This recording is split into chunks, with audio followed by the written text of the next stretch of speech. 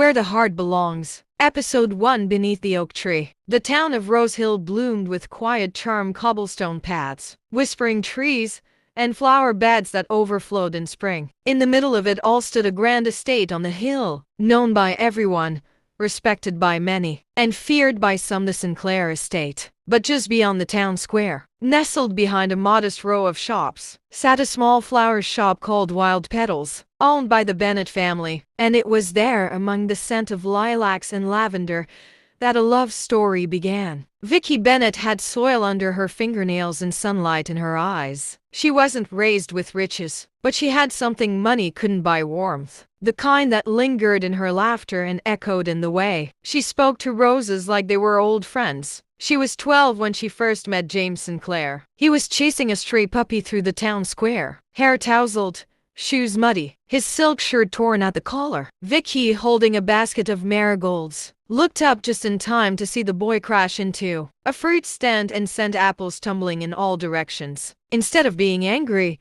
she laughed. "You run like someone who's never touched the ground before." James grinned, breathless. "Maybe I haven't." From that moment, something began, an innocent friendship that, over the years, grew into something far deeper. They met under the old oak tree at the edge of the Sinclair estate, where the forest kissed the open fields. It became their place. They carved initials in the bark, exchanged secrets, and wove dreams about the future. James found peace in Vicky. With her, he wasn't the Sinclair heir or the boy burdened by his family's legacy. He was just a boy who loved flowers and stories and the way her nose crinkled when she smiled. And Vicky, she had never felt more seen. By 17, they were inseparable. Late night walks, whispered letters, promises exchanged in moonlight. And despite the warnings, despite the whispers, James was certain of one thing: he loved Vicky Bennett. But not everyone was pleased. Agatha Sinclair,